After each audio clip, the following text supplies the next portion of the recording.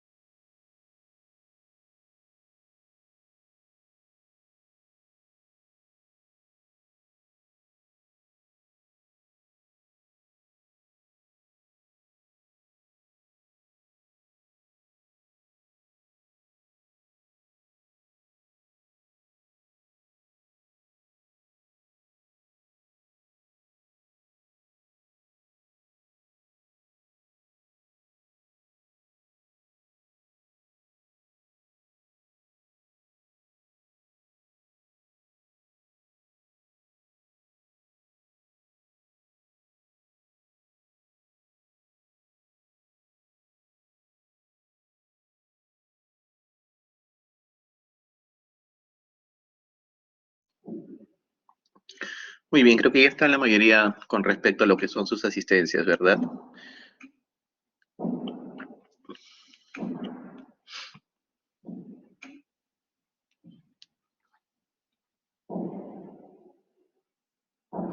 Entonces vamos a comenzar lo que es la clase teórica con respecto a lo que son bronquiectasias y absceso pulmonar. Primero vamos a hablar, en este caso, de las bronquiectasias, ¿sí? Las bronquiectasias se definen principalmente como una dilatación bronquial del tipo irreversible. Principalmente, generalmente, o en la mayoría de casos también se podría decir, es consecuencia de alguna anormalidad o alguna patología. Generalmente se dice que la bronquiectasia no es una patología en sí, sino que es consecuencia de una. Por ejemplo, están divididas en dos grupos, de acuerdo a las que se llaman las llamadas bronquiectasias debido a fibrosis quística y las bronquiectasias debido a no fibrosis quística. Las no debidas a fibrosis quística son en frecuencia la tercera enfermedad inflamatoria crónica de la vía aérea, después del asma y de la enfermedad pulmonar obstructiva crónica. A ver. En este caso, por ejemplo, vemos una luz bronquial, un bronquio, acá en este puntero, donde tenemos a la pared bronquial, tenemos a unas glándulas mucosas, tenemos a los cilios de nuestra estructura, principalmente conocida como mucosa respiratoria, que tiene un tejido conocido o caracterizado como cilíndrico ciliado con células caliciformes. Se le conoce también como pseudoestratificado. A la presencia de cilios hacen que esta mucosidad, que normalmente es como una alfombra que tapiza la luz bronquial, los cilios hacen que esta mucosidad se mueva o se movilice, ayudando a limpiar la vía respiratoria de manera continua. ¿Y quienes producen esa mucosidad? Las glándulas mucosas, principalmente las células conocidas como células caliciformes. Esto es un bronquio normal. Lamentablemente, muchas enfermedades o patologías, incluso enfermedades como la tuberculosis, enfermedades como neumonías, bronconeumonías, enfermedad pulmonar obstructiva crónica, fibrosis quística y actualmente la muy conocida neumonía por COVID, dependiendo del grado de severidad, puede dejarnos esto, un gran bronquio, pero que lamentablemente tiene estructuras ya con pérdida de los cilios, por ejemplo. Entonces, si los cilios me permitían movilizar la mucosidad que se encuentra acá, en este caso, esta estructura, este tejido pierde los cilios, originando una mayor acumulación de mucosidad o flema dentro de nuestras vías respiratorias. Incremento de la mucosidad, ¿por qué? Porque eso se acumula. Destrucción de la pared bronquial, en este caso, ustedes saben que los bronquios tienen esa capacidad de contraerse, ocasionando la broncoconstricción, o dilatarse, lo que origina la broncodilatación. Sin embargo, al destruirse la pared, ya pierde esa capacidad de volverse a contraer o dilatarse, lo cual origina muchas veces, en este caso, la dilatación anormal e irreversible de la pared bronquial, ¿no? Entonces, pérdida de los cilios, acumulación de mucosidad, y esta persona que presenta múltiples bronquiectasias va a comenzar a producir lo que se conoce como la hipersecreción broncorrea, ¿no? O secreción bronquial de manera continua. En muchos aspectos, las bronquiectasias son el estadio final de la afectación pulmonar, lo que les decía, en sí no son una enfermedad, sino son como una lesión cicatricial, una consecuencia de algo que sucedió, de varias enfermedades, tanto locales como sistémicas, es decir, tanto enfermedades que afecten directamente el parénquima pulmonar, directamente la mucosa bronquial, como también algunas enfermedades que puede ser, por ejemplo, las llamadas reumatológicas o también conocidas como colagenopatías, como por ejemplo lupus, artritis, polimiositis, dermatomiositis, vasculitis, entre otros. Cada paciente puede presentar diferentes características clínicas, pronósticas, radiológicas e incluso diferente tipo de respuesta terapéutica de las llamadas bronquiectasias, por lo que hablamos de un grupo amplio de enfermedades que se engloban bajo una misma terminología. En la mayoría de las series, o sea, de los estudios, las formas posinfecciosas, es decir, bronquiectasias que se forman después de una infección, son las más frecuentes. Y siendo las más frecuentes, sin embargo, solamente llegan hasta un 30% de los casos. En un 25 a 45% muchas veces se desconoce la causa. Hay personas que, por ejemplo, un ejemplo, ¿no? Han tenido problemas respiratorios bronquiales de manera frecuente, ¿sí? Doctor, te dicen, cada 2 o 3 meses, generalmente me enfermo de los bronquios, voy a la clásica, ¿no? Voy a la posta médica o voy a la farmacia, me recetan unas ampollas, me las pongo y ya me siento mejor. Lamentablemente, esos procesos bronquiales o procesos infecciosos generalmente pueden originar las llamadas secuelas, cicatrices o conocidas como bronquiectasias. Pero como nunca hicieron un estudio mayor, un estudio más profundo, entonces las bronquiectasias quedan como si fuera solamente una alteración o una lesión que muchas veces incluso no es percibida por una radiografía. Entonces, después de repente, o por ejemplo, ¿no? La persona ha sufrido de los 20 años problemas bronquiales, a los 40 recién viene porque tiene fiebre, tos con flema, de repente le dio COVID, se hace una tomografía y ahí donde vemos las características de las bronquiectasias, que las veremos más adelante. Entonces, él nunca supo por qué fueron esas bronquiectasias, pero sin embargo las presentaba.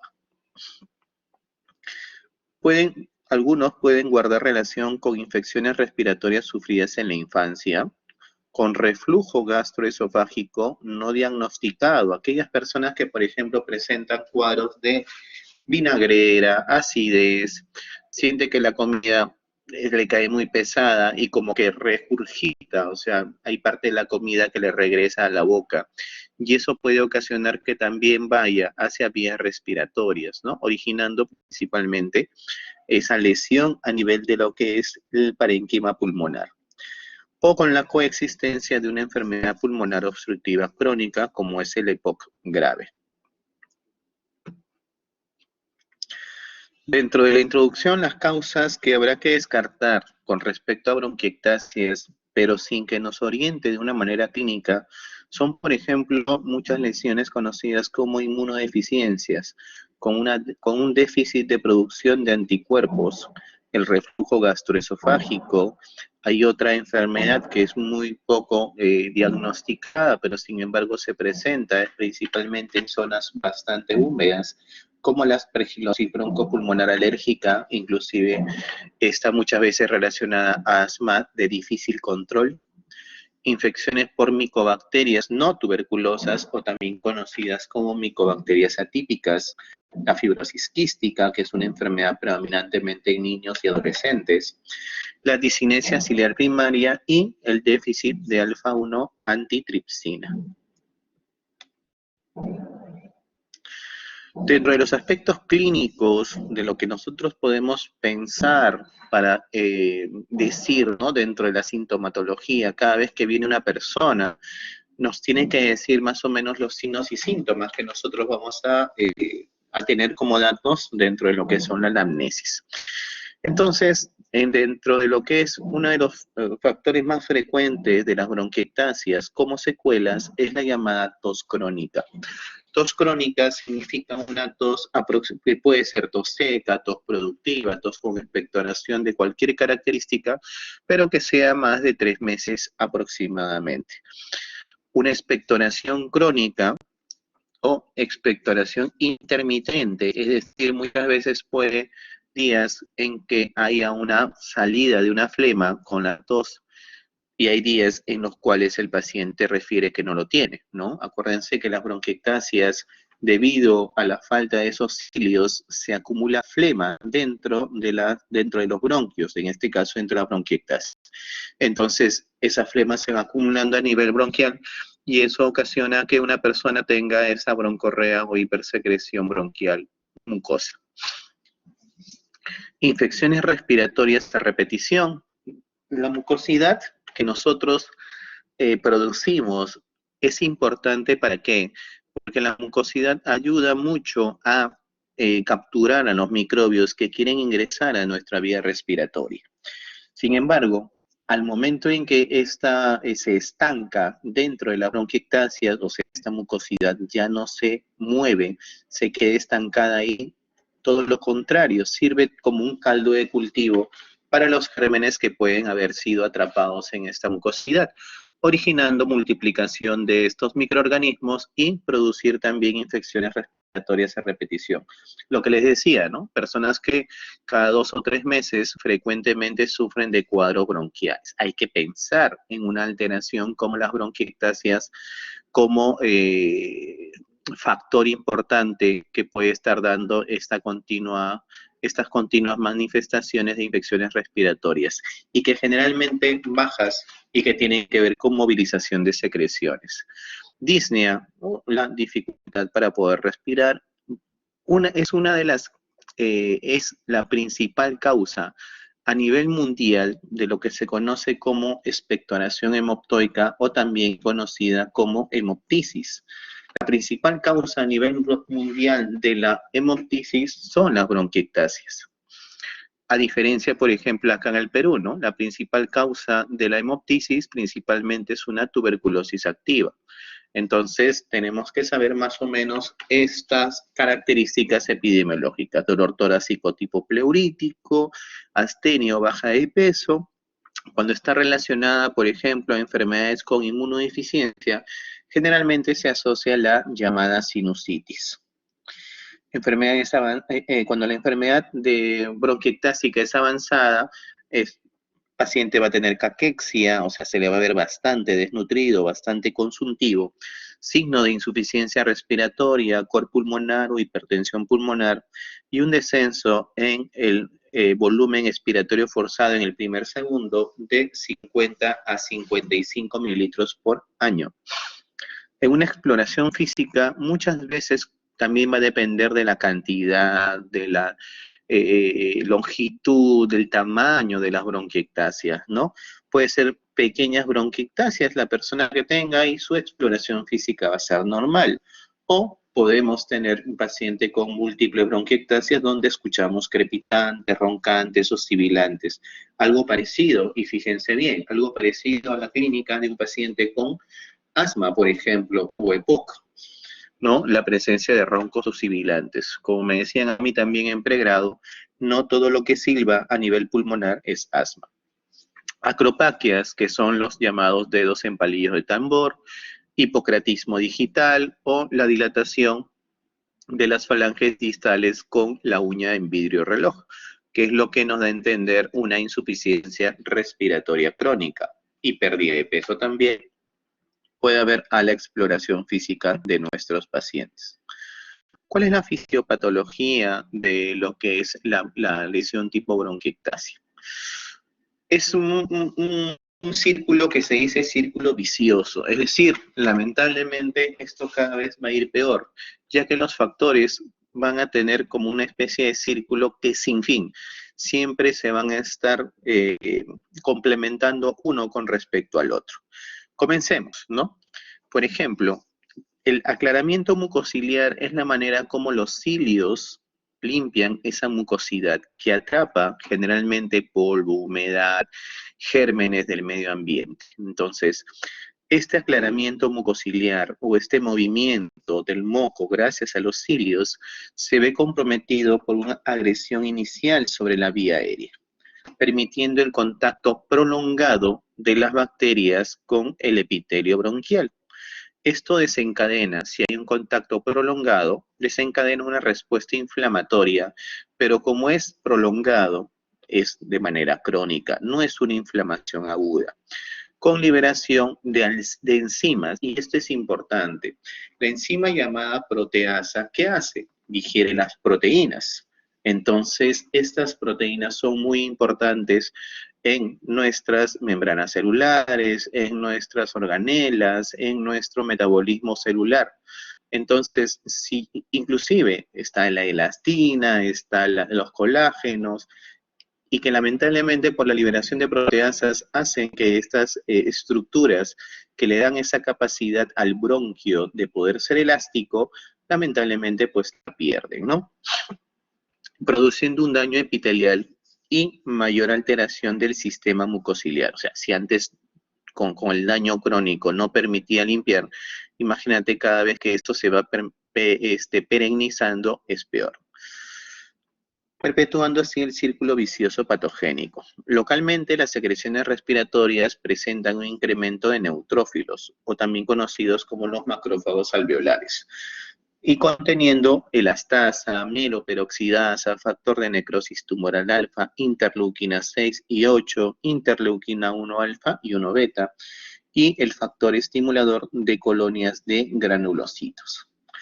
Este reclutamiento de neutrófilos que se da localmente por las secreciones respiratorias está mediado fundamentalmente por la interleuquina 8, el factor de necrosis tumoral alfa y el leucotrieno B4, siendo especialmente potente esta acción quimiotáctica en los periodos de agudización. Es decir, tenemos periodos en los cuales la enfermedad es crónica, como el asma, como el EPOC, entre otras, pero también tenemos nuestras, entre comillas, crisis, que son los periodos de agudización en las bronquiectasias, que ya lo veremos posteriormente.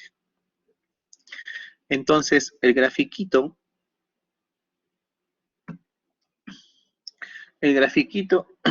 del círculo vicioso del COL es este, ¿no? Las bronquiectasias producen un proceso inflamatorio del tipo neutrofílico y linfocítico tipo TCD4. La producción de citoquinas, proteinasas y especies reactivas de oxígeno como el peróxido de hidrógeno, la superóxido dismutasa, el oxidrilo, causan una lesión e hipersecreción de moco. La lesión de la vía aérea que se produce mediante la bronquiectasia produce, de acuerdo también a ello, los productos bacterianos de infección bronquial crónica, como por ejemplo los gérmenes más asociados a alteraciones estructurales de nuestros pulmones, como por ejemplo las bronquiectasias, es la pseudomonas. Es el principal agente que le gusta estar en lugares donde haya alteración o inflamación crónica. Luego le sigue la hemófilos, el neumococo, la moraxella catarralis, las neumonías atípicas, entre otras.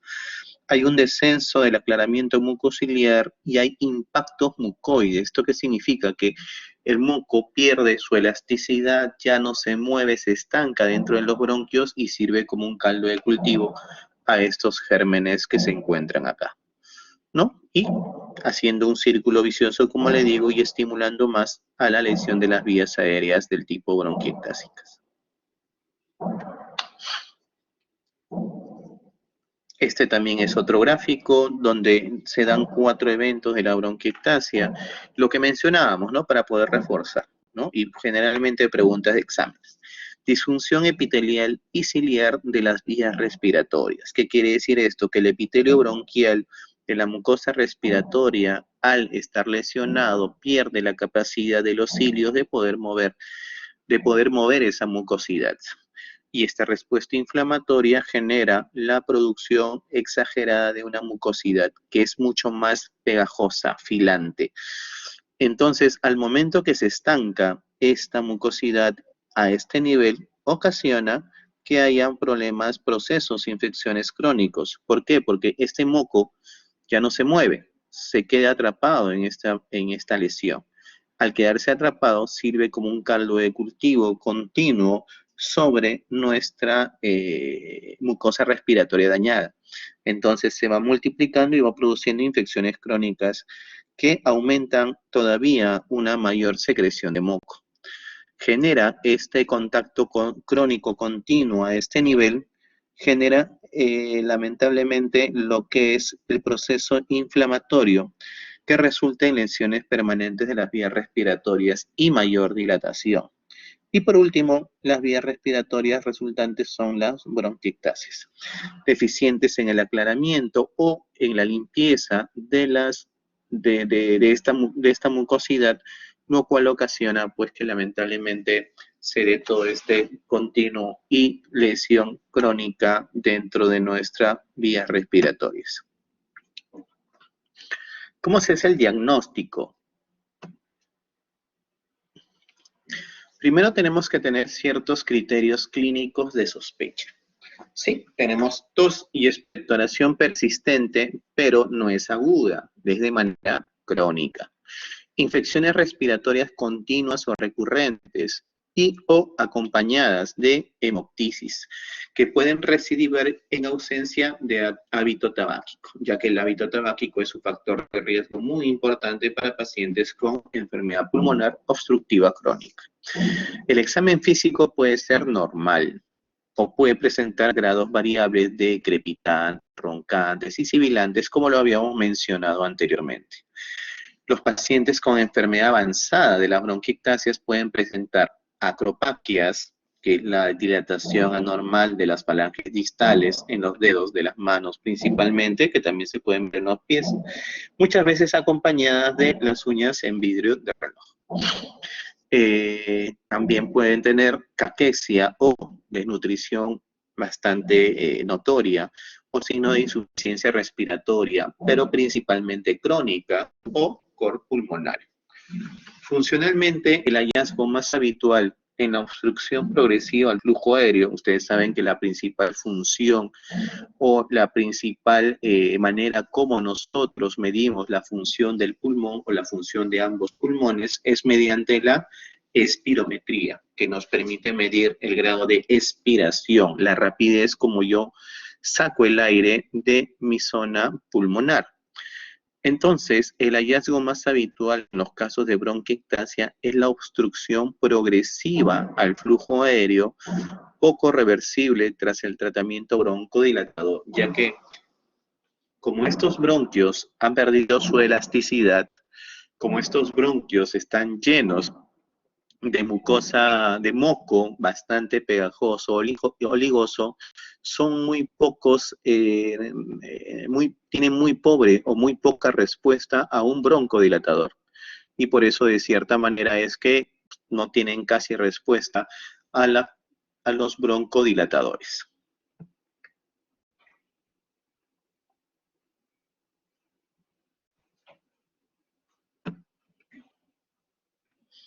Bueno, acá está un poquito pequeño, pero sin embargo nos da a entender un poquito. Esto es si no me acuerdo mejor, es de medicina clínica del 2015, 2016, si no me acuerdo muy bien, sobre la sospecha clínico-radiológica, ¿no? Los síntomas, tos, expectoración crónica, hemoptisis, infecciones recurrentes, una radiografía de tórax sugestiva, inclusive la radiografía de tórax, así como el examen físico, puede ser normal y presencia de enfermedades que han generado estas secuelas.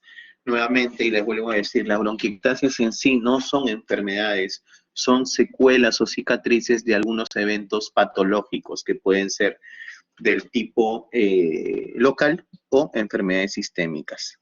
Entonces se solicita pues exámenes como hemograma, proteína C reactiva, que son los reactantes de fase aguda, ¿no? Y que generalmente nos van a indicar de cierta manera si tienen algún proceso infeccioso o no.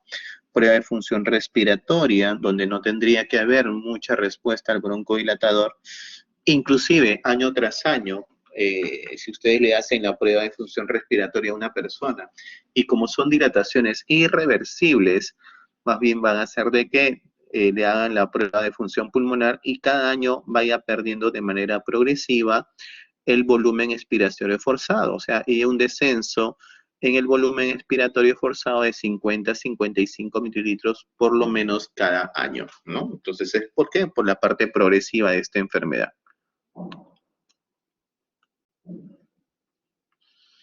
Muy bien. La parte diagnóstica puede haber malformaciones congénitas, traqueobronquiomalacias o traqueobronquiomegalias, situs inversus, obstrucción bronquial desde muy niños.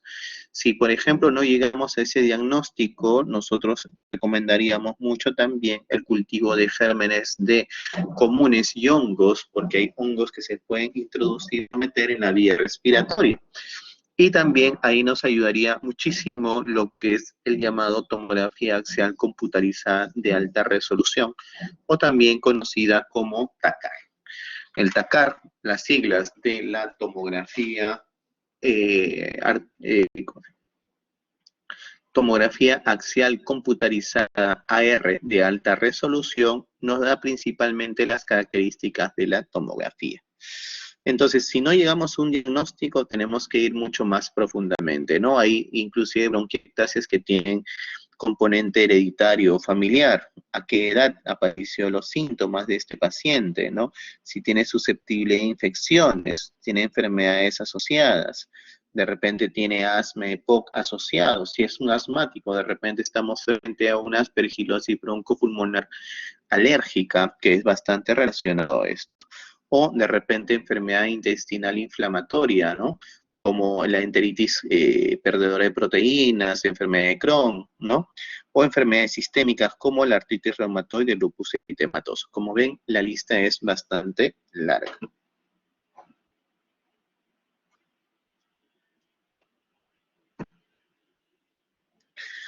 La dilatación bronquial, entonces, en lo que es la tomografía de axial computarizada de alta resolución, que es el TACAR, debe acompañarse de una clínica compatible, es decir, si en la tomografía axial computarizada tú tienes características de una bronquiectasia, generalmente tienes que tener a la mano o al costado, es decir, mi paciente tiene que tener por lo menos la clínica de una tos productiva crónica, es decir, de más o menos 3 meses. Entonces, así nosotros vamos a excluir las dilataciones bronquiales que solamente son radiológicas, que pueden ser por tracción o aquellas formas que aparecen en casi un 20% de individuos sanos en edades avanzadas. Esto quiere decir que es por la misma, también se pueden generar bronquiectasias sin ningún compromiso de manifestaciones clínicas.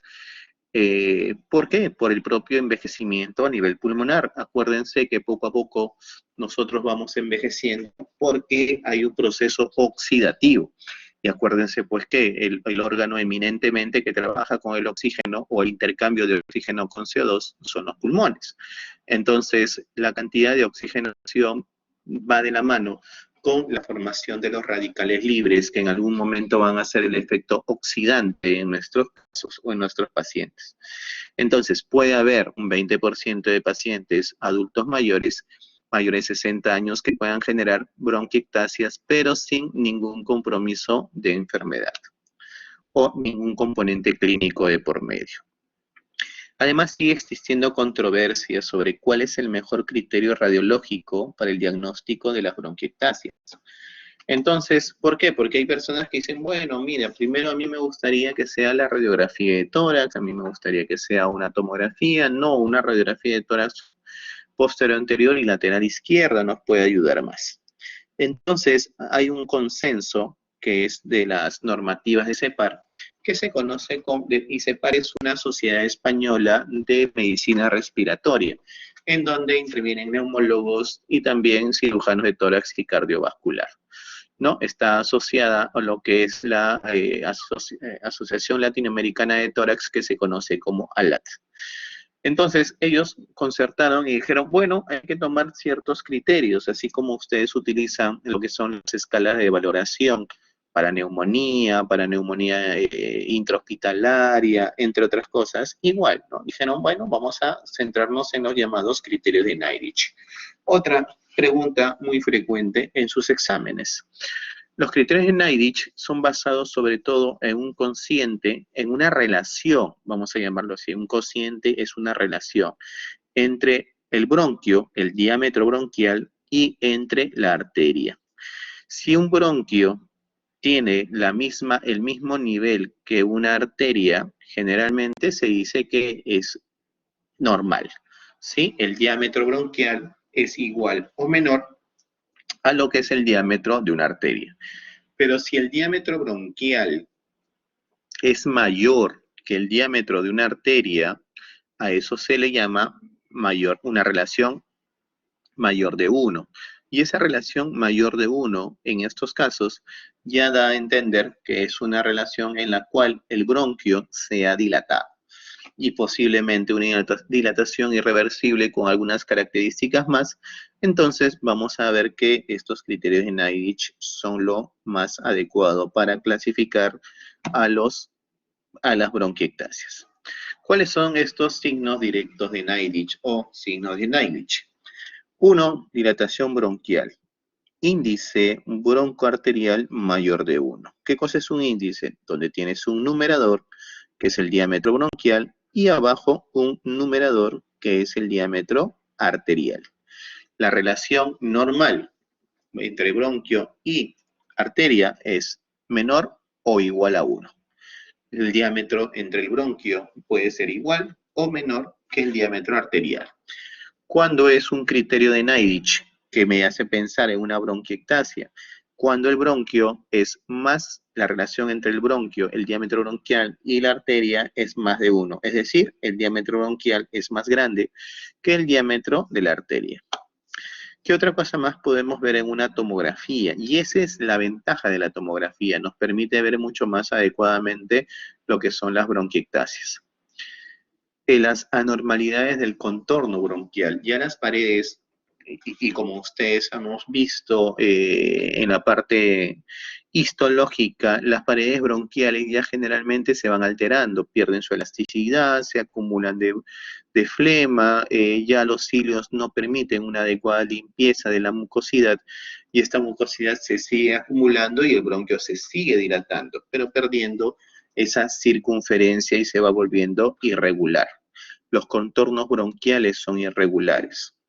El signo del anillo de sello, ¿no? Esos signos, por ejemplo, yo recuerdo mucho esa película de ¿cómo se llama?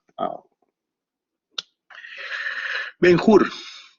Ben-Hur, yo me acuerdo mucho de esa época, los grandes, los poderosos, ¿no? Tenían esos sellos, los generales, tenían esos anillos que eran para sellar, ¿no? Eran como una especie de firma. Entonces, el anillo de sello, la imagen es bronquio dilatado, como si fuera un anillo, y el sello era la arteria, que es algo pequeño. Ya lo vamos a ver posteriormente.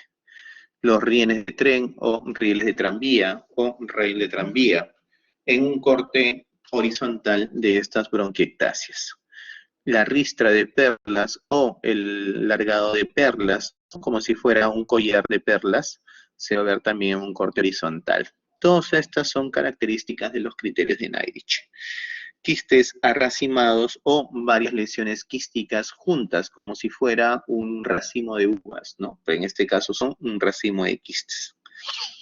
Los bronquios tienen tendencia, gracias a su elasticidad, a irse ramificando, poco a poco llegando a ser más pequeños y formar una especie de punta de lápiz, también conocido como afilamiento bronquial.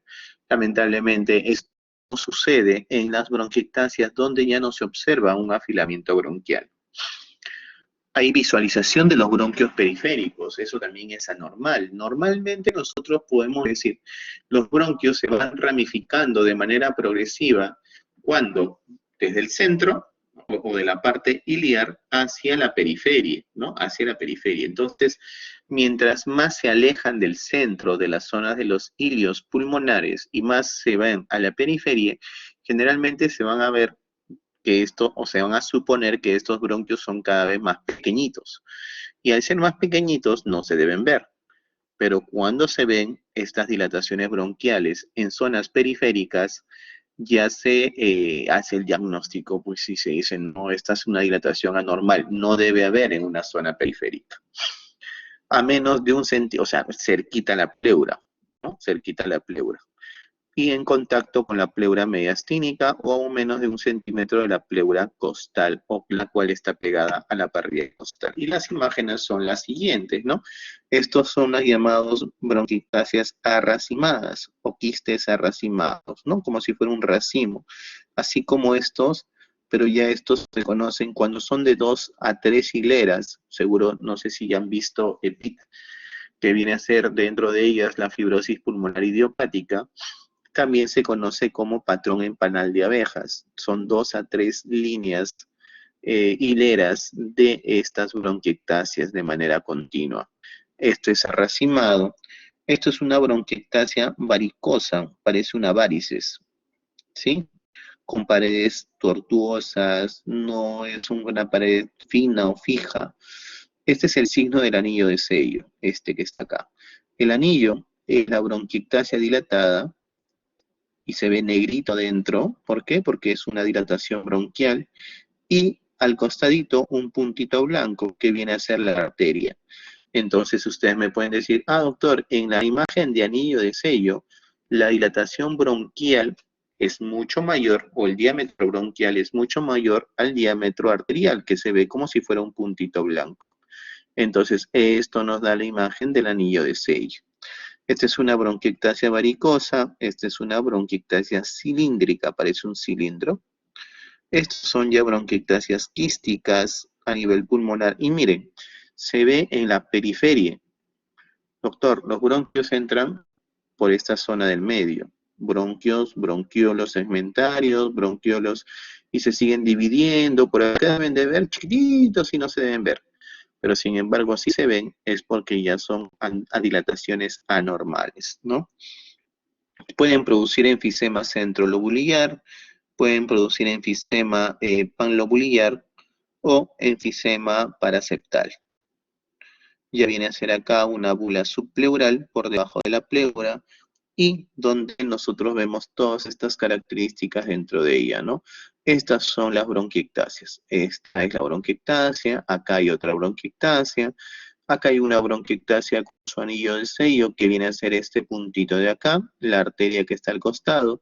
Igual acá vemos esta bronquiectasia, paredes irregulares, más este puntito blanco acá, que es la arteria, y que de cierta manera se va a dibujar. Esta es una bronquiectasia varicosa, hinchada, como si fuera una varices en los miembros inferiores. Cuando hacen el corte de este tipo, que es un corte horizontal, puede verse esta bronquiectasia como rieles de tren, ¿sí? Como rieles de tren, dos hileras ahí, que se superponen y eso va generando estos casos. En una radiografía es bastante difícil determinar, miren, decir, mira, ¿sabes qué? Acá me parece que hay unos huequitos, bronquiectasia, dilatación de bronquiectasia. Claro que también va a depender del tamaño de las bronquiectasias. Una cosa es tener, por ejemplo, tamaños pequeños como estos, y otra cosa es tener tamaños grandes como estos, ¿no? Inclusive, cuando son pequeñitos, muchas veces muchas personas tampoco ni sienten síntomas dentro de ellos. Pero acá, por ejemplo, es una bronquiectasia cilíndrica, pero en el corte coronal, ¿sí? Acá hay otras bronquiectasias, esto ya parece una varicosa. Acá, bronquiectasia con su puntito, que viene a ser el anillo de sello. Acá, el signo del anillo de sello, puntito blanco acá y circunferencia acá, ¿no? Esta es una bronquiectasia quística, una redondita, como un quiste. Este es un bronquio dilatado, pero sin embargo que se ve en la zona más periférica.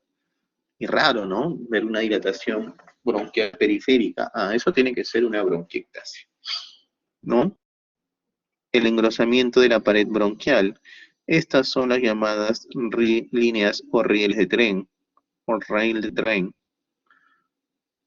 ¿no? Estas son las líneas de tren. Y este es, pues, o sea, no hay afilamiento. Esta es una pérdida total del afinamiento bronquial. Estas son las características que nos dan las bronquiectasias. Para el pronóstico de las bronquiectasias hay múltiples maneras de cómo medir el pronóstico, como toda enfermedad, ¿no? Por ejemplo, un pronóstico malo tiene una persona con un cáncer o una neoplasia. Pronóstico bueno, de repente un asma controlada, y etcétera, ¿no? Dentro de las bronquiectasias generalmente se ven puntuaciones multidimensionales, los más frecuentes y los más característicos que tienen que ver inclusive con la medición de la disnea y de las exacerbaciones es el EFACET, que es un acrónimo de la E, que es la exacerbación, F, de la medida de la función pulmonar, que viene a ser ¿cómo se llama? El BEFSU1, que viene a ser el BEFSU1, L, de la edad, en este caso H, la A, el C, de si tiene colonización o no, o es decir, la presencia de gérmenes sin manifestaciones sistémicas de enfermedad. ¿Cómo se hace eso, doctor? Un gran cultivo de esputo para gérmenes comunes y hongos. Sale positivo, pero mi paciente dice, pero yo, doctor, estoy bien, solamente boto flema blanca. Entonces, eso hace pensar que nosotros tengamos la colonización bronquial de gérmenes y, como les mencionaba, uno de los principales microbios que tiene que ver con la colonización en daño estructural, sean bronquiectasias, sean en pulmones secuelares por tuberculosis, sean en fibrosis pulmonar, entre otras, es la Pseudomonas aeruginosa. La extensión radiológica, la E, y por último, la disnea. De estas, la que más se utiliza para el pronóstico es el EFACET, ¿no? Acá tenemos lo que nosotros mencionábamos. Los valores, la puntuación del EFACET y el score de puntuación con respecto a la medida, ¿no? Exacerbaciones con ingreso al año previo, no tuvo el año previo ningún ingreso a hospitalización, nunca fue a un problema respiratorio, o al menos tuvo uno. Mire, si tomó una exacerbación nada más ya se le pone un puntaje de 2. Y para hacer un pronóstico leve, solamente es de 0 a 3. Y yo ya con solamente una exacerbación ya tengo casi 2 puntos. El porcentaje del predicho, ¿cuánto porcentaje estoy haciendo? ¿Será un proceso obstructivo del verso 1? De repente estoy llegando a menos del 70% de mi predicho y el año siguiente menos del 60% y el año siguiente así sucesivamente voy perdiendo volumen expiratorio forzado debido a que estamos frente a un cuadro que puede semejar a un EPOC, que es un cuadro bronquial crónico. La edad, menos de 70 años, mayor de 70 años, colonización por pseudomonas, no o sí. La extensión radiológica, eso es importante para valorar el tamaño de las bronquiectasias y cuánto de compromiso pulmonar tenga, si ha sido 1 o 2 lóbulos, 0, más de 2 lóbulos es 1. Y la disnea en escalas de MRC modificada, si es una disnea de 0 a 2, es solamente 0, es decir, mi paciente no tiene una disnea característica, tranquilamente puede caminar más de 100 metros sin cansarse, o si es de 3 a 4, quiere decir que no llega a completar una cuadra, por lo menos, o mi paciente tiene una disnea a pequeños esfuerzos, o simplemente al hacer ejercicios básicos, entonces ya se le pone como un punto. Entonces la sumatoria me da los diferentes puntajes con respecto al rango de pronóstico. Todo esto es importante. Todo esto es importante. La producción para el pronóstico, ¿eh? La producción de este proceso inflamatorio bronquial. Acá falta una palabrita que es importante. Proceso inflamatorio bronquial crónico, ¿ya? Proceso inflamatorio bronquial crónico. Y que es de manera irreversible, nos va a producir pues, la producción de disnea, una disnea con esputo, colonización o infecciones. Colonización, acuérdense, la presencia de un germen o microbio, pero sin manifestaciones sistémicas. El proceso infeccioso y el paciente tiene fiebre, dolor de cabeza, malestar general, tos con expectoración purulenta, hemograma con leucocitosis y neutrofilia, entre otras cosas, ¿no? Función pulmonar alterada, TACAR que nos mide la extensión, cuántos lóbulos, por ejemplo, estará afectando estas bronquiectasias, y de cierta manera la inflamación sistémica, y por último todos estos factores de riesgo deteriorarán pues el proceso o la calidad de vida de nuestros pacientes, ¿no? Tratamiento para las bronquiectasias, primero la etiología, ¿no? Si nosotros sabemos la etiología, cosa que muchas veces, como les decía, hasta un 40% puede ser de causa idiopática, es decir, sin saber la causa. Hallamos la bronquiectasia, le molesta a nuestro paciente, caballero, lo único que tenemos que hacer es el tratamiento. Pero si tenemos un agente etiológico, entonces tenemos que tratarlo, ¿no? Si hay la fibrosis quística, se da un tratamiento para moduladores de del receptor, ¿no? De cloro.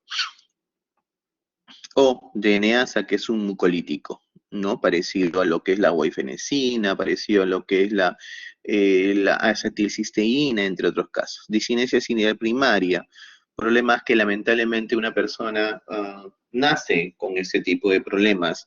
Los cilios con los cuales uno nace no se mueven o no se movilizan. Entonces tendríamos que enseñarle a nuestro paciente técnicas de aclaramiento mucociliar.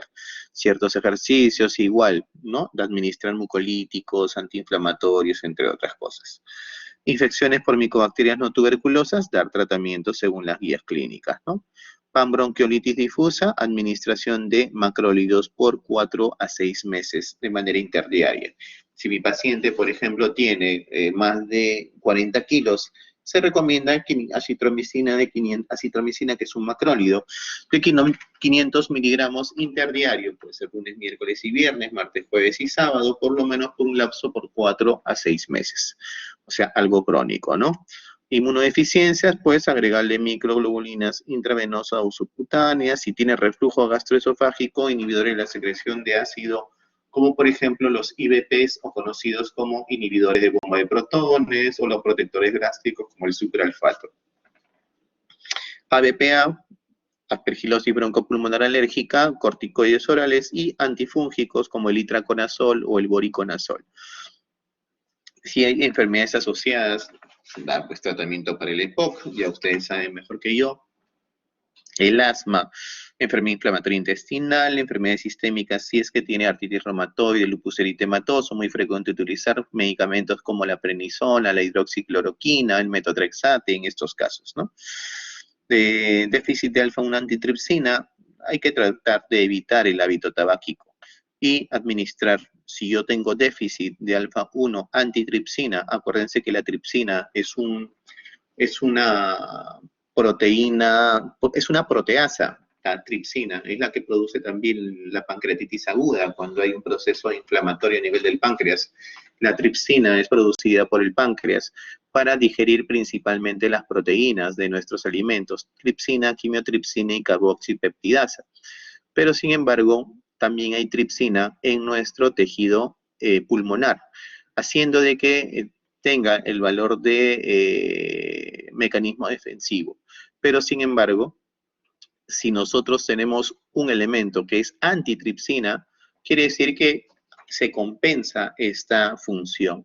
Pero si nosotros tenemos un déficit de alfa-1 antitripsina, entonces tenemos muy poquitos neutralizantes de la tripsina y esta tripsina comenzará a degradar nuestros bronquios. O una obstrucción bronquial, pues cirugía, dilatación bronquial o por lo menos inclusive termoplastía, ¿no? Hay dilataciones bronquiales por termoplastía. Por ejemplo, lo que sucede en el asma bronquial o en el asma simplemente realizado. Las agudizaciones o también conocidas como las exacerbaciones agudas en los casos de bronquiectasias principalmente es aumento de la tos habitualmente. Es una tos de repente crónica, en la cual boto flema, doctor, toso casi todos los días, 1 o 2 veces al día, pero sin embargo a partir de la semana pasada he comenzado a tener mayor cantidad de tos, mayor cantidad de flema y una coloración ya no blanquecina o transparente, sino ahora boto una coloración verduzca o amarillenta o con esputo hemoptoico. Eso significa que hay algún germen que posiblemente se haya introducido en estas bronquiectasias, ¿no? Incremento de la disnea también. Si un germen se mete, causa un proceso inflamatorio. Puede acompañarse de fiebre, astenia o baja de peso, debilidad, pérdida de peso, mal estado general, dolor pleurítico, hemoptisis, cambio en la exploración respiratoria. Antes cuando le escuchaba de repente una respiración ruda, como un movimiento de secreciones.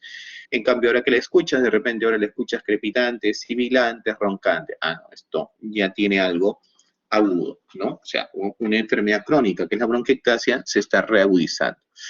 Se deben considerar exacerbaciones graves, por ejemplo, cuando nuestro paciente cursa con insuficiencia respiratoria,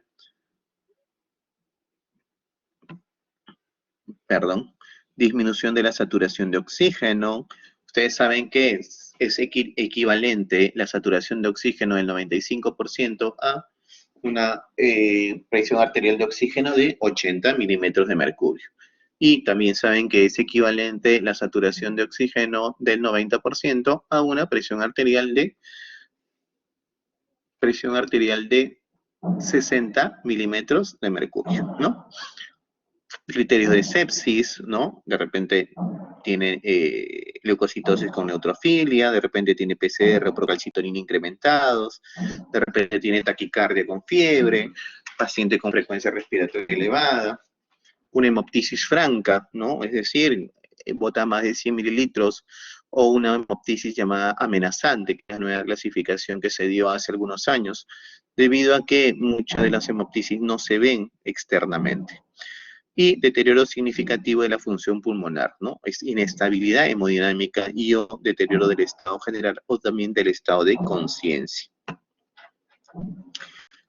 Los patógenos más frecuentemente aislados durante las agudizaciones son a la cabeza, Pseudomonas aeruginosa. Le siguen en ella Haemophilus influenza, el Streptococcus pneumoniae, Staphylococcus aureus, Moraxella catarrhalis y algunas enterobacterias. Los virus se aíslan en un 25% de los casos, como el coronavirus, rinovirus o influenza. No el SARS-CoV-2 específicamente, pero sin embargo sí otros coronavirus. El tratamiento antibiótico empírico debe iniciarse en base al cultivo previo, si existe, valorando el riesgo de colonización por pseudomonas. Es decir, el tratamiento antibiótico generalmente ayuda mucho a los procesos en los cuales yo escojo un medicamento antibiótico sabiendo que en la gran mayoría de casos es la pseudomona la causante de estas agudizaciones. Una de las cosas que se utiliza también es antibióticos mediante vía inhalada. Junto a la vía oral o endovenosa, no ha demostrado claro beneficio durante las agudizaciones y pueden aumentar los síntomas de hiperreactividad bronquial. Se estuvo estudiando, ¿no?, el uso de medicamentos como la tobramicina, la micacina, el ciprofloxacino, los macrólidos también, pero mediante nebulizaciones, ¿no? Pero sin embargo, no se ha visto esto que ayude en las agudizaciones, pero sí, como vamos a ver, en la estabilidad bronquial en los procesos crónicos. Estas son el tratamiento de las bronquiectasias en agudizaciones leves, ¿no? ¿Qué es lo que puedo recomendar? Si es que yo aíslo siempre me voy a guiar del microbio y su antibiograma. Pero en este caso, si yo pienso que es un Haemophilus influenza, a mi paciente le daría amoxicilina con ácido clavulánico de 1 gramo, ¿no? Si yo pienso en un Staphylococcus aureus no meticilin resistente, una cloxacilina o una oxacilina, ¿no? Pero si ya pienso en un Staphylococcus marsa, en este caso, donde es resistente a la meticilina, entonces puedo, de acuerdo a las guías internacionales, utilizar el Linezolid. También como alternativa, cotrimoxazol, clindamicina y Telozolid, ¿no? Y si es pseudomona, ciprofloxacino a dosis incrementadas. Normalmente el ciprofloxacino es de 500 miligramos, pero sin embargo, cada 12 horas. Pero sin embargo, para dosis antipseudomónicas se recomienda ciprofloxacino de 750 cada 12 horas. O el levofloxacino también de 750, pero solo una vez al día. Esto en agudizaciones leves. Voy a tomar la vía oral generalmente, ¿no? Cuando no hay insuficiencia respiratoria, cuando mi paciente no está saturando mal, posiblemente haga fiebre, ¿no? Pero no tenga esos problemas que lo pueden llevar a una hospitalización. Pero si tenemos agudizaciones graves, generalmente ya intentamos darle de manera endovenosa. Haemophilus influenza, elección amoxiclavulánico de manera endovenosa o a ceftriaxona 2 gramos de manera endovenosa. Pero como es un proceso crónico reagudizado, se recomienda de 14 a 21 días, ¿ya? Es una agudización grave. Staphylococcus aureus no meticilin resistente, cloxacilina o amoxicilina clavulánico endovenoso o llegando a la vancomicina. El SARS, o el MARSA, que es Staphylococcus aureus resistente a meticilina, entonces ya se utiliza el Linezolid o que también hay endovenoso, o la vancomicina o la cefazolina. Y igual, tratamientos por largo tiempo, generalmente a partir de 2 a 3 semanas. Y para la pseudomona, se utiliza la ceftazidima o la tobramicina. Si es que es resistente a estos medicamentos, ya se utilizan medicamentos como el imipenem, el Astronan, el meropenem, asociando generalmente a un inyectable, ¿no? A un inyectable. Dentro de los tratamientos para el proceso de infección bronquial crónica de elección es la vía inhalada, lo que les mencionaba. Es una recomendación de alta calidad, de evidencia moderada y se podrá mantener durante periodos largos. Eso es lo importante. Yo puedo mantenerlo a mi paciente con un tratamiento largo o prolongado, ya que este medicamento está siendo inhalado y en su mayoría está ingresando hacia la vía respiratoria alta. Perdón, hacia la vía respiratoria, nada más. No está ingresando a través de nuestra vía digestiva, de nuestro hígado. Por ejemplo, los aminoglucósidos son muy dañinos hacia la vía renal, ¿no? Son muy nefrotóxicos. Entonces, de cierta manera, lo más recomendable es evitarlos. Dentro de lo que son ya los complementos del tratamiento de las agudizaciones, ya se recomiendan tratamientos como los bronquilatadores y los corticoides. Pueden ser útiles en las exacerbaciones que cursan con broncoespasmo. Asimismo, debe favorecerse la expulsión de la mayor cantidad de mucosidad, aumentando la elasticidad, ¿no? Sabemos que es poco elástico, pobremente elástico esta mucosidad. Algunos pacientes van a tener la necesidad de la ventilación mecánica o la asistencia mediante la oxigenoterapia, como por ejemplo mediante un bajo flujo como es la cánula binasal y un concentrador de oxígeno portátil o inclusive llegando a las cánulas a la ventilación no invasiva, a la ventilación no invasiva que viene a ser eso, ¿no?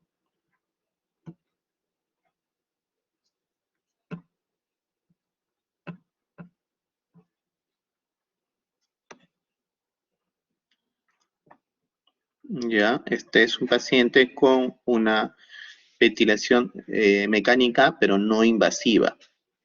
Ya, un poco parecido a lo que son las cánulas de alto flujo. Muy bien. Cirugías y trasplantes. También puede darse lo que es la operación la cual está indicada en casos de bronquiectasias localizadas o de hemoptisis grave, que no responden al tratamiento convencional, es decir, le das tratamiento para la bronquiectasia y el paciente sigue hemoptizando.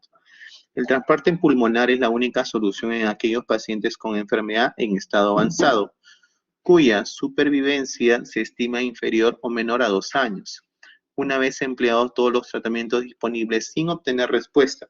Es una recomendación fuerte, calidad de evidencia moderada. Lamentablemente, muchos de los trasplantes a nivel del Perú están todavía, como se diría, en pañales, pues, ¿no? Este es el tratamiento quirúrgico. Esta es una zona pulmonar. Esta es una zona pulmonar donde se extrae la zona que está acá. Esta es una zona bronquiectásica. Huecos dentro del pulmón, dilataciones bronquiales de tejido muerto y que de cierta manera comienza a tener un proceso crónico inflamatorio.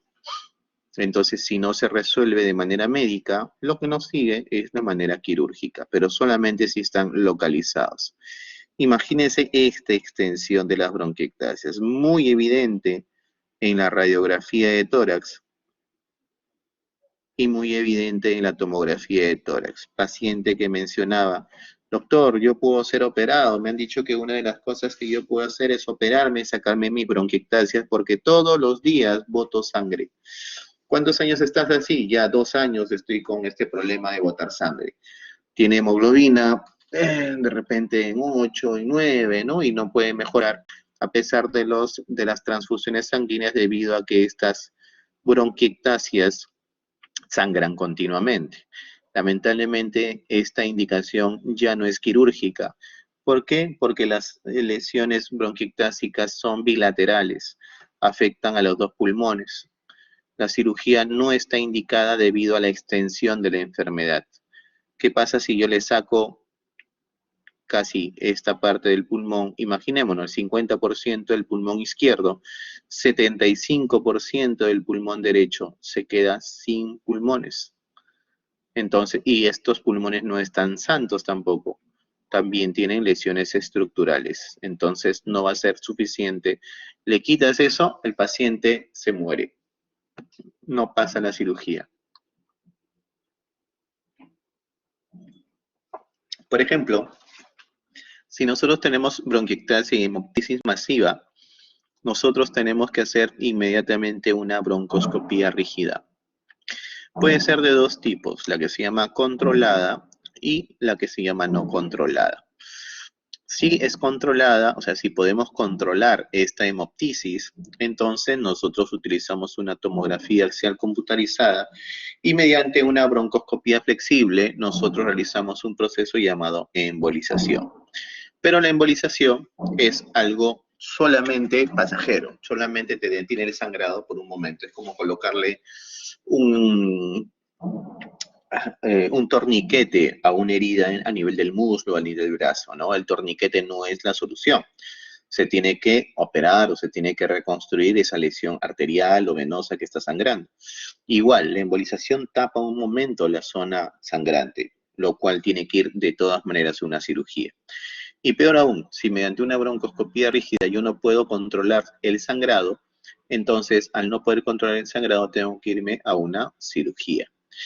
Si es no controlada, pero tengo una vía aérea permeable y asegurada, entonces nuevamente sí, o sea, lo he intubado a mi paciente, le puedo volver a hacer una tomografía y mediante esa intubación con un tubo orotraqueal puedo meter a través de ella mi broncoscopía y realizar nuevamente la embolización. Pero si no se puede, tendré que hacer nuevamente la cirugía. Las vacunas. Las vacunas se recomiendan actualmente en aquellas personas, no solamente del COVID, ¿no? Sino las vacunas para las personas que tienen mayores de 65 años y tienen lesiones estructurales. Tanto la vacuna antigripal anual como es en este caso esta vacuna del neumococo y la vacuna del influenza. Entonces, muchas de las exacerbaciones son principalmente por un proceso infeccioso. Si nosotros ya vacunamos a nuestro paciente, La ventaja es de que estamos reduciendo el proceso infeccioso y por eso estamos reduciendo también el proceso inflamatorio crónico. Estas han demostrado reducir de manera significativa las exacerbaciones infecciosas, por lo que se recomienda de manera sistemática en estos pacientes. Pacientes mayores de 65 años, pacientes con lesión estructural a nivel pulmonar, como bronquiectasis, EPOC, asma, entre otros, generalmente las vacunas ayudan a disminuir los cuadros exacerbatorios. Muy bien, entonces, hasta ahí, antes de entrar a lo que es absceso pulmonar, ¿alguien tendrá alguna duda o alguna pregunta?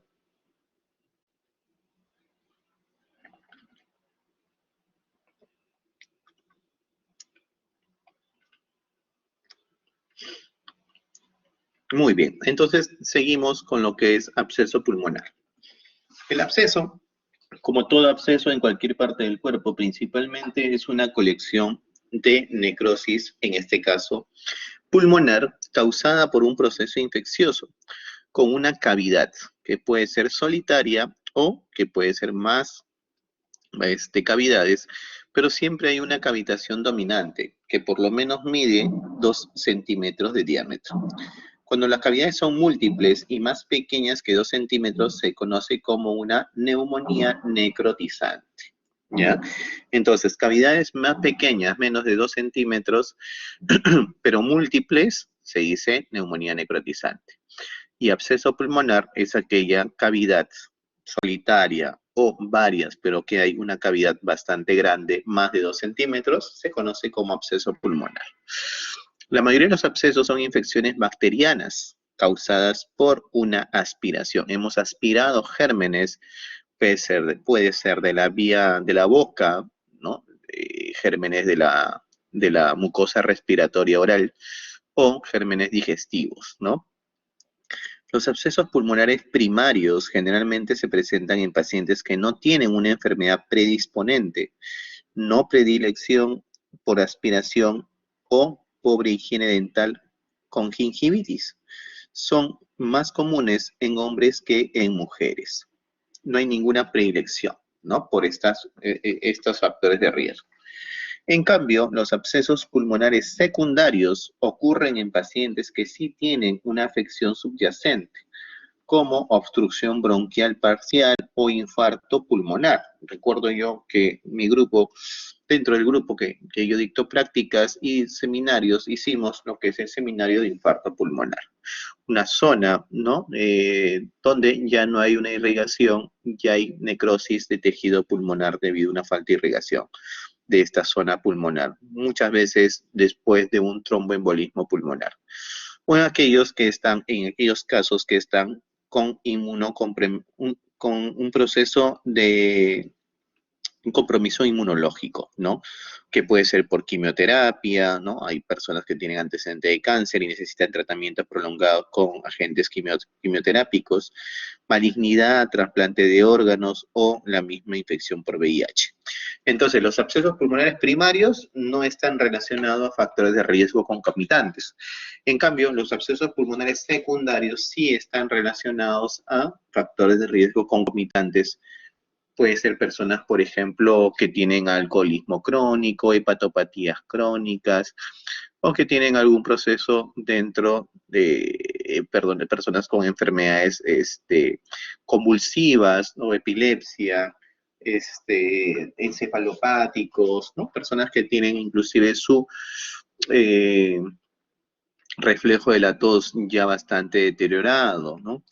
Entonces, los abscesos pulmonares pueden denominarse inespecíficos o pútridos, inclusive en referencia respectivamente a la etiología, a menudo poco clara, y al olor ofensivo del esputo. Muchas características de estas es ¿por qué? Porque el proceso necrótico del tejido pulmonar ya viene a ser algo que llama la atención con el olor putrefacto o podrido, ¿no? Durante los últimos 5 a 6 décadas, la incidencia de abscesos pulmonares bacterianos, por ejemplo, en los Estados Unidos ha disminuido considerablemente y la tasa de mortalidad ha disminuido de 30 a 40%, que era antes, a un 5 a 10% inclusive. Los factores asociados con un peor pronóstico para el caso de los abscesos pulmonares son edad avanzada, síntomas muy prolongados, enfermedad concomitante, diabetes mellitus, inmunosupresión, neoplasias, malignidad, tratamiento crónico con corticoides. O si es una infección nosocomial, paciente que ha estado dentro de lo que es una hospitalización en UCI, hospitalización en emergencia, hospitalización en medicina interna, ¿no? Y el mayor tamaño de la cavidad. Se habla de que más de 8 centímetros, por ejemplo, de un absceso pulmonar ya tiene que ser de todas maneras drenado de manera quirúrgica o mediante la ayuda de una tomografía, ¿no? Que ya lo veremos más adelante en lo que es tratamiento. En el pasado, la tuberculosis era responsable de una mayor proporción de abscesos pulmonares. En los últimos años, se han asociado a los abscesos pulmonares con neoplasias y otras afecciones subyacentes. Bueno, también pues la edad de los pacientes que antes se enfermaban de cáncer, actualmente ha aumentado la edad, ¿no? Y de cierta manera la mortalidad también va asociada a ello. ¿Qué quiere decir? Que hay mayores tratamientos para el cáncer, hay una mayor supervivencia, pero eso también trae con compromiso algunas otras complicaciones como el absceso pulmonar en pacientes con edad avanzada y cánceres. La fisiopatología es bien sencilla, ¿no? Los microorganismos tienen acceso al tracto respiratorio inferior, llegan hacia la parte alveolar, mediante la inhalación de partículas de aerosol, como las gotitas de fluje, por ejemplo, las cuales son contaminantes de la tuberculosis, aspiración de secreciones orofaringias, o sea, las secreciones de la saliva, pasan, llegan a través de nuestra epiglotis, atraviesan la tráquea y llegan hasta el árbol bronquial. Acuérdense que nuestra boca es bastante sucia, a diferencia de nuestra vía respiratoria que tiene que estar limpia. Y mediante una diseminación hematógena desde sitios distantes, personas con, ustedes han visto, por ejemplo, endocarditis bacteriana, personas con antecedentes de heroína, de consumo de drogas endovenosas, pueden contagiarse de ciertos gérmenes como los estafilococos. Este estafilococo llegar hacia el corazón y esto bombear hacia la sangre y la sangre a través de ella llegar hacia la parte pulmonar, ¿no? Y originar un proceso infeccioso necrótico, primero conocido como neumonía, luego neumonía necrotizante y luego ya absceso pulmonar. Con menos frecuencia la infección ocurre por extensión directa desde el sitio contiguo. El absceso pulmonar es causado solo por organismos que causan necrosis. De los patógenos respiratorios inhalados, solo las micobacterias y los hongos dimórficos suelen causar abscesos pulmonares. O sea, es decir, por ejemplo, raro que tengas un absceso pulmonar por un neumococo, raro que tengas un absceso pulmonar por un Haemophilus influenza o una Moraxella catarrhalis. Los excesos bacterianos generalmente son causados por aspiración de secreciones orofaringeas y ocasionalmente por una siembra hematógena. O sea, lo principal es que vengan los gérmenes de la boca, de una mala dentición, de una mala lavado de dientes, entre otras cosas. Entonces, yo aspiro esa secreción orofaringea, eso es lo que llega hacia mis pulmones y esto es lo que va a ocasionar neumonía necrotizante de absceso pulmonar, ¿no? En ese rango. Las causas de infecciones del tracto respiratorio inferior en algunos adultos se ve en este cuadro, ¿no? La parte roja es lo que generalmente es más común en neumonías adquiridas en la comunidad, como por ejemplo el Haemophilus influenza, el Streptococcus pneumoniae, en neumonías adquiridas por aspiración con respecto a lo que es el Streptococcus y el Staphylococcus aureus, la enterobacterias, la Pseudomonas aeruginosa, y de componente patógeno es esta, ¿no? Staphylococcus aureus, que se penetra principalmente en la zona hematógena, generalmente debido a heridas abiertas o de lesiones en piel, ¿no? Y la más común con respecto a la inhalación son estas. pero sí la Legionela, que muchas veces lo hemos visto también en Mycoplasma pneumoniae, en la Candida pneumoniae, en lo que es neumonías atípicas, ¿no? La neumonía que sigue a la aspiración, con o sin formación de absceso, es típicamente siempre es polimicrobiana, entre 2 y 4 especies bacterianas presentes en grandes cantidades. Se dice que no es solamente un agente o un microbio solito el que causa, sino la gran mayoría de aspiración, nosotros al aspirar esas secreciones orofaringias, no solamente es un tipo de microbio, sino varios. En general, el 50% o más de estas infecciones son causadas por bacterias puramente anaeróbicas, el 25% son causadas por aerobios mixtos y el otro 25% o menos son causadas solo por aerobios. Entre los pacientes hospitalizados o los que le puede dar una neumonía intrahospitalaria, se produce una colonización progresiva entre el Staphylococcus aureus, la enterobacteria y la Pseudomonas aeruginosa. Estos organismos aeróbicos son causantes frecuentes de neumonía por aspiración asociada a cuidados de la salud y absceso pulmonar, o también conocido como neumonía por aspiración intrahospitalarios. La neumonía por Staphylococcus aureus, luego de una enfermedad como la gripe, que es la influenza, puede cavitar y luego formar un absceso pulmonar. En la temporada de la influenza, en la gripe, por ejemplo, entre los meses de mayo, junio, julio, la incidencia de neumonías por Staphylococcus aureus y la producción de estos abscesos pulmonares es mucho mayor. Estos son los factores de riesgo para producir una neumonía aspirativa y un absceso pulmonar, ¿no? El incremento bacterial del inóculo, por ejemplo, una enfermedad periodontal, una gingivitis, un absceso de amígdala, absceso tonsilar o dental, ¿no? O el consumo de drogas que disminuyan la acidificación gástrica, como por ejemplo los inhibidores de bomba de protones, ¿no? El consumo de drogas, alcohol, anestesia general, encefalopatía metabólica, shock, accidente cerebrovascular, un arresto cardíaco, falla cardíaca, ¿no? Cirugías, traumas, etcétera. Parálisis de las cuerdas vocales, ¿no? Anestesia intratraqueal, por ejemplo, cuando hacemos endoscopías, se le puede colocar anestesia general o anestesia intratraqueal, y esto producir este tipo de alteraciones, ¿no? Dentro de los gérmenes anaerobios, ¿no? Las bacterias asociadas con infecciones pleuropulmonares se encuentran las bacterias gram negativas y dentro de las bacterias gram positivas. Por ejemplo, el Bacteroides fragilis, la Fusobacteria, la Prevotella, la Bionella, ¿no?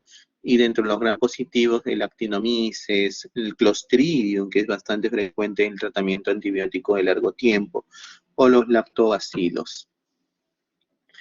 Los focos de neumonía por aspiración se desarrollan con mayor frecuencia en las regiones subpleurales. La localización es muy importante por la distribución de los bronquios, ¿no? Ustedes saben que el bronquio que va hacia el pulmón del lado derecho, el bronquio es más corto, más grueso y más horizontal, perdón, más vertical. En cambio, ustedes saben que el bronquio izquierdo es más delgado, más largo y más horizontal. Entonces es más difícil entrar hacia esa zona del lado izquierdo. Entonces depende de la gravedad de los pulmones, ¿no? De los segmentos dependientes de la gravedad, no de la fuerza de gravedad más que todo, ¿no? Particularmente los segmentos superiores de los lóbulos inferiores y los segmentos posteriores de los lóbulos superiores. Cuando vemos ahí una lesión, hay que pensar, dilucidar y decir, bueno, me parece esto un absceso pulmonar por una neumonía aspirativa. ¿Y aspiración de dónde? Del contenido orofaríngeo. El grado y la tasa de progresión de la neumonía por aspiración varía considerablemente, o sea, es variante entre un germen u otro. Pero los abscesos generalmente se comunican con un bronquio, produciendo la cavidad llena de aire, un nivel hidroaéreo, que se ve en las radiografías 1 a 2 semanas después. ¿Cómo hacemos el diagnóstico? Si la aspiración es evidente, puede seguir síntomas como tos, sibilancias, cianosis o asfixia, debido a la naturaleza particulada, pequeña, líquida y química del material aspirado. Y en cuestión de horas puede haber fiebre. O sea, yo me aspiro ahorita a 2 de la mañana, 2 de la tarde, y a las 8 de la noche ya puede estar presentando manifestaciones clínicas como fiebre, taquipnea, estertores difusos e hipoxemia. Si se desarrolla neumonía, entonces los pacientes generalmente presentan dentro de una semana tos productiva, temperatura mayor de 38,9 y recuento de leucocitos de más de 15.000. Entre los casos adquiridos en la comunidad, las condiciones que predisponen la aspiración son alcoholismo, convulsiones y drogas. En casos de adquiridos en el cuidado de la salud o los llamados intrahospitalarios, los pacientes tienen tendencia a tener trastornos neurológicos como accidente cerebrovascular, tumores cerebrales. Hay personas que tienen hemiplegia con secuelas por ACV, ¿no? Y están, ¿cómo se llama?, hospitalizados, trastornos metabólicos que provocan estupor como la cetoacidosis diabética, por ejemplo. Solo una minoría de los pacientes con neumonía por aspiración tienen esputo pútrido, que si está presente se desarrolla 1 o 2 semanas en el curso cuando se ha formado un absceso pulmonar. Los abscesos pulmonares también pueden presentarse de manera más indolente, con semanas o meses de tos productiva, malestar general, pérdida de peso, fiebre baja, sudores nocturnos, leucocitosis y anemia. Lo importante es que el absceso pulmonar debe distinguirse de una neoplasia necrótica. Los pacientes con neoplasia a menudo carecen de factores de riesgo de aspiración, síntomas de infección respiratoria, fiebre y leucocitosis. Cada más es síndrome consultivo, ¿no? Doctor, estoy pensando en una neumonía aspirativa, ¿por qué? Porque mi paciente tiene leucocitosis con neutrofilia, mi paciente ha tenido ACV isquémico hace 3 meses, quedó secuelado con hemiplegia derecha, etcétera, ¿no? Entonces, estos pacientes con factores de riesgo, yo estoy pensando más en un absceso pulmonar, y sin factores de riesgo, pensar más en una neoplasia que se puede cavitar. Radiográficamente obtenidas poco después de la aspiración, generalmente demuestran infiltrados alveolares o difusos dentro de 1 a 2 días. No hay nada distinto sobre la aparición de neumonía por aspiración, excepto que los infiltrados suelen estar en los segmentos dependientes del pulmón y de la fuerza de gravedad, ¿no? La afectación multilobar puede sugerir un deterioro del sistema inmunitario o inmunológico del paciente. Tiempo requerido entre lo que es la neumonía y la cavitación de un episodio es de aproximadamente 1 a 2 semanas. Es decir, un absceso no se presenta inmediatamente. Primero, yo tengo que hacer un proceso aspirativo, que aspirar los gérmenes de la boca, de la zona orofaringea, que estos gérmenes de la boca lleguen hacia mi parte pulmonar, formen un proceso inflamatorio conocido como neumonía. Luego, entre 10 días aproximadamente, va formando una neumonía necrotizante y luego ya forma un absceso pulmonar a las 2 semanas aproximadamente. O sea, tiene todo un proceso, ¿sí? Con la neumonía necrotizante pueden desarrollarse rápidamente múltiples pequeñas lucencias en áreas circunscritas de opacificación. Esto lo vemos mejor acá, ¿no? Acá, fácil. Absceso pulmonar, miren esta parte. Paredes engrosadas con un nivel hidroaéreo.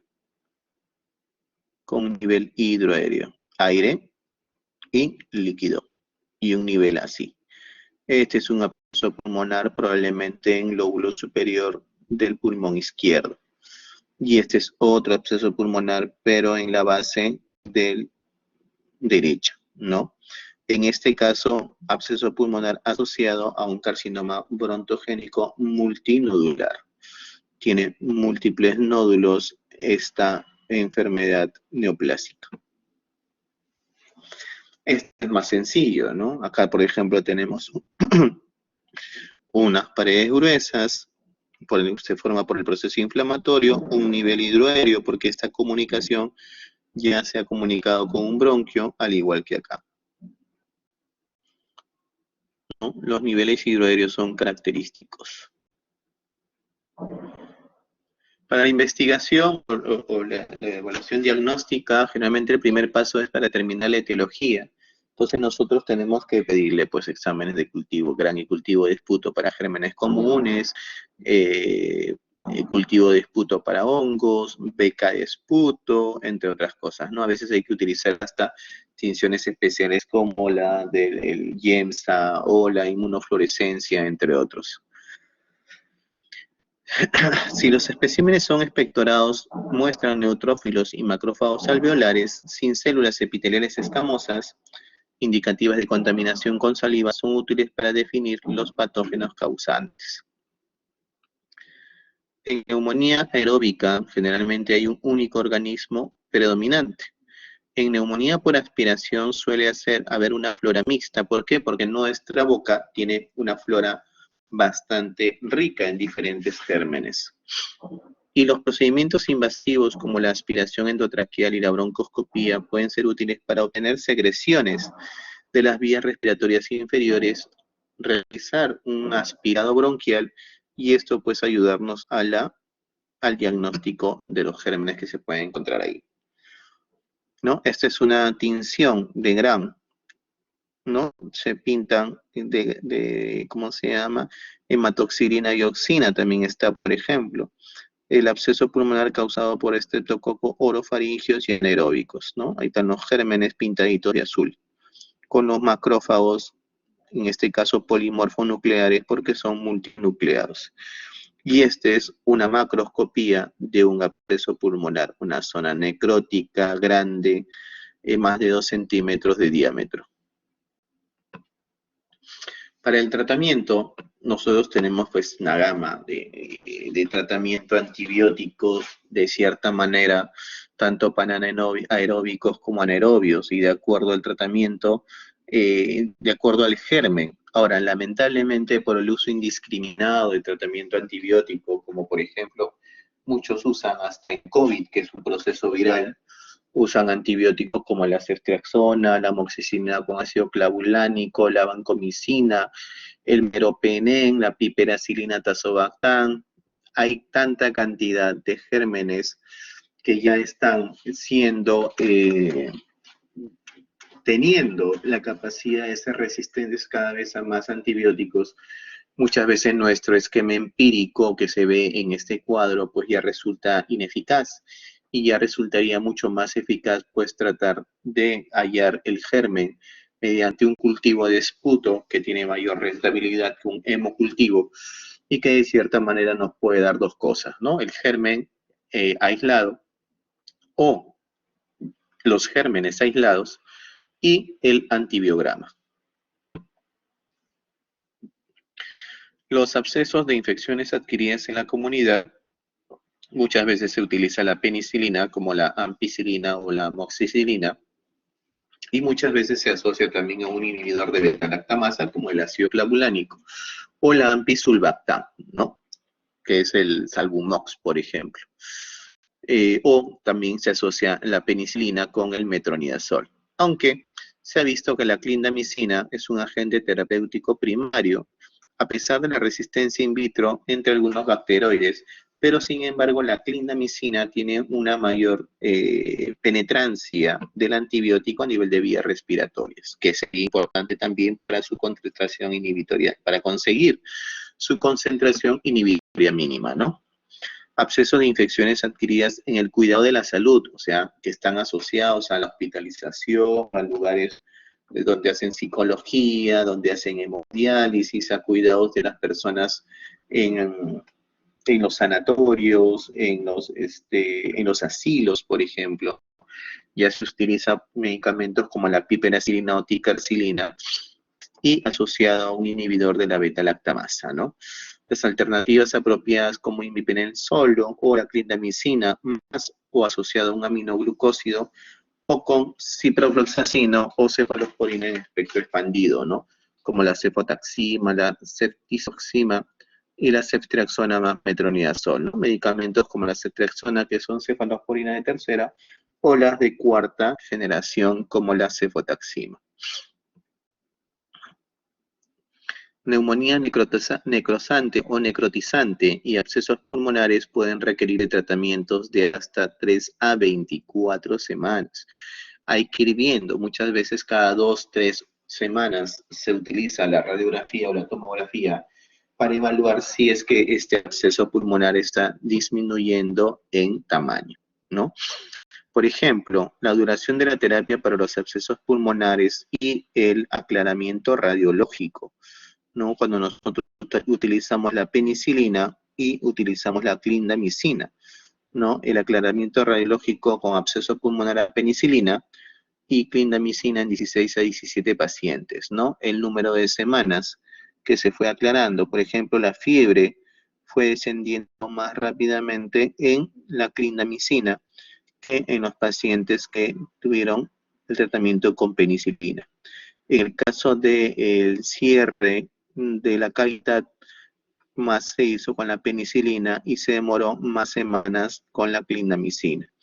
Y la limpieza o la claridad o ya la imagen radiológica ya no se encuentra, pues sí puede llegar hasta las 24 semanas, tanto con penicilina como clindamicina. Este es un estudio bastante pequeño donde utiliza 17 pacientes para penicilina G y 16 pacientes para la clindamicina, ¿no? Y evalúa la fiebre, la obturación o el cierre de la cavidad y la limpieza radiográfica de la imagen del absceso. El drenaje quirúrgico es importante cuando una persona, por ejemplo, ya no tiene una cavidad grande, ¿no? De más de 6 centímetros de diámetro. Es un absceso que por más que le des 2 años de tratamiento antibiótico, el absceso va a seguir ahí. Tal vez pueda disminuir en 1 o 2 centímetros mínimamente, pero sin embargo no va a mejorar de una manera adecuada. El absceso causado por organismos resistentes, obstrucción de la neoplasia que impide el drenaje, un fracaso del tratamiento médico, estás como 6, 7, 8 semanas, 9 semanas y sigues con lo mismo, hemograma con leucocitosis, mi paciente luce escéptico. De todas maneras hay que requerir a la lobectomía, es decir, extirpación de un lóbulo o extirpar todo el pulmón mediante una neumonectomía. Y por último, se encuentra también el drenaje que lo hace la unidad de radiología intervencionista. Unidad de radiología intervencionista que se realiza mediante la guía tomográfica para drenar el absceso de manera percutánea por ciertos catéteres, ¿sí? O agujas de punción que van directamente a la zona de punción y que pueden extraer la zona de líquido abscedado, el líquido que produce este absceso a través de esta aguja, ¿no? Se hace el drenaje. Entonces, el absceso único pulmonar le podemos administrar clindamicina de 600 a 900 miligramos cada 8 horas endovenosa o amoxicilina con ácido clavulánico a dosis altas, a 2 gramos cada 6 horas endovenoso, o ertapenem o penicilina G sódica, pero asociada al metronidazol o a una beta-lactamasa. Si hay una evolución favorable, damos clindamicina o amoxicilina con ácido clavulánico oral por 4 a 8 semanas. Si hay una evolución de eso, la evolución generalmente se da durante las 2 primeras semanas. Y completamos acá hasta llegar a 8 semanas. Si hay una evolución desfavorable, tomografía. Se puede hacer broncoscopía para obtener ciertos cultivos de gérmenes, de hongos o micobacterias. Si no mejora la clínica, hay hemoptisis importante o recurrente o hay una neoplasia obstructiva, se realiza lo que es el tratamiento quirúrgico, como extirpar el lóbulo donde se encuentra el absceso, extirpar todo el pulmón donde se encuentra el absceso, una neumonectomía, o realizar el drenaje percutáneo a través de guiado por una tomografía. Muy bien. Entonces, como conclusiones, nosotros tenemos que la bronquiectasia es una dilatación anormal crónica e irreversible del árbol bronquial. El desarrollo y progresión se basa en la inflamación que sigue a una colonización, o sea, la presencia de gérmenes. Infección bacteriana de la vía aérea conocida como un círculo vicioso, conocido también círculo vicioso de Kohl. El gol estándar o método de referencia para el diagnóstico de la bronquiectasia es la tomografía axial computarizada de alta resolución. El pronóstico depende de muchos factores, como la extensión de las lesiones, la repercusión de la función respiratoria, la gravedad de las agudizaciones, ¿no? Y en la actualidad el uso de antibióticos sistémicos e inhalados, más la terapia física, son las únicas herramientas que han demostrado eficacia en mejorar el pronóstico de los pacientes portadores de bronquiectasias. Es importante observar que si las bronquiectasias son únicas, locales y confinadas a un lóbulo, fácil, lo sacamos. Probablemente sean de tratamiento quirúrgico. La terapia quirúrgica, en los casos posibles, es capaz de modificar favorablemente el pronóstico del paciente. Como se dice, ¿no? Matamos al perro, eliminamos la rabia, algo así. Algunos amantes de los animales no les gusta esta analogía, pero sin embargo, la idea es cortar de raíz el problema. Quitamos la bronquiectasia, sacamos el problema. Y con respecto al absceso pulmonar, es un área localizada de necrosis pulmonar causada por una infección. Hay un germen ahí, generalmente en la mayoría de casos bacteriano o polibacteriano, con una cavidad solitaria dominante que mide al menos 2 centímetros de diámetro.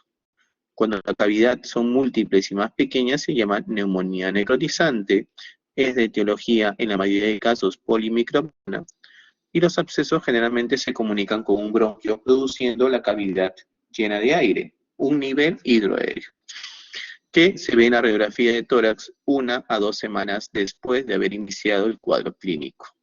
El diagnóstico se confirma mediante radiografía o tomografía axial computarizada de tórax y la duración del tratamiento médico antibiótico varía entre 1 a 2 semanas, que muy pocos abscesos dan 1 o 2 semanas de tratamiento, hasta 24 semanas. Lo mínimo se recomienda es de 6 a 8 semanas de tratamiento para un absceso pulmonar. Muy bien. Yo sé que todos están así.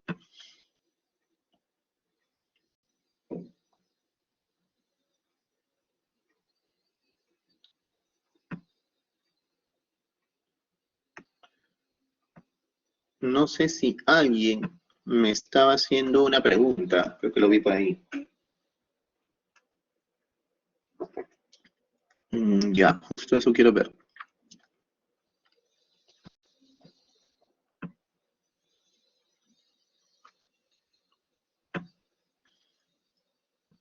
Pero no sé por qué no me permite. A ver, un ratito, un ratito.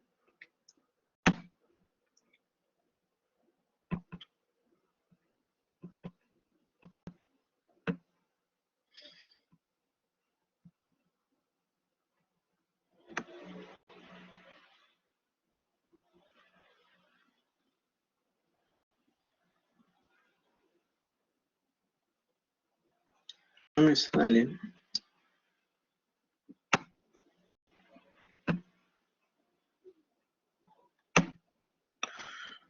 ¿Me puedes volver a preguntar, por favor? Porque no lo puedo visualizar tu comentario.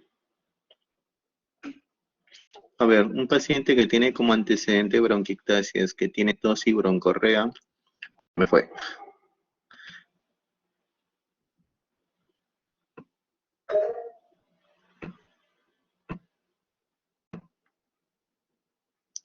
Dime, Diego, Antonio Aguilar.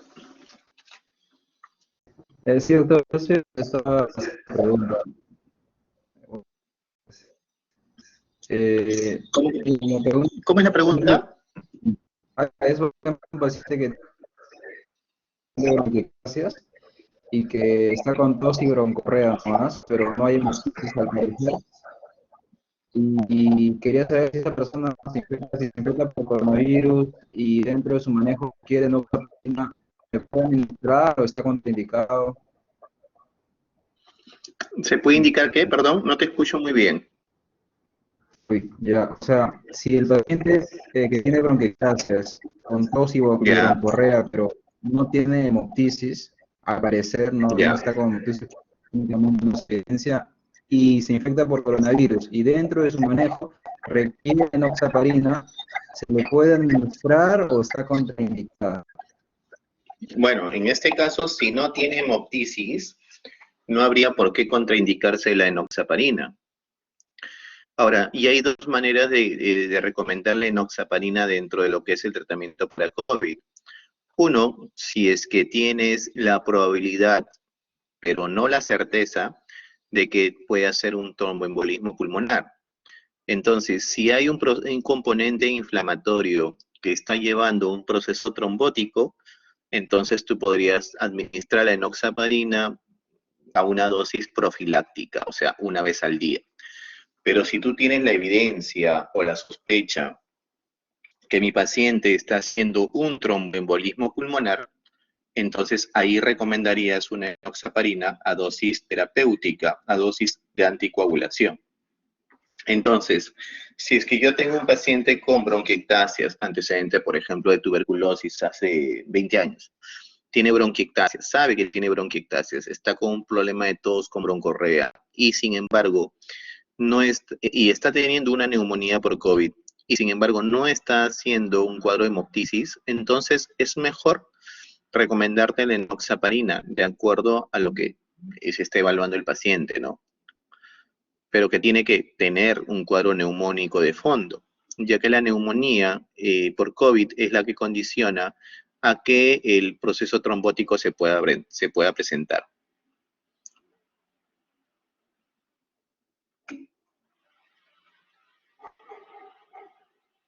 Ya, de nada, doctor Aguilar. ¿Alguna otra pregunta, por favor, de alguno de ustedes?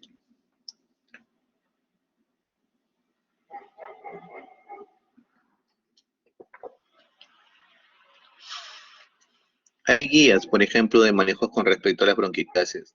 Hay una guía de la BTS, que es la Sociedad Torácica Británica, que tiene que ver todo lo que es bronquiectasias, tanto bronquiectasias FQ como bronquiectasias no FQ, ¿no?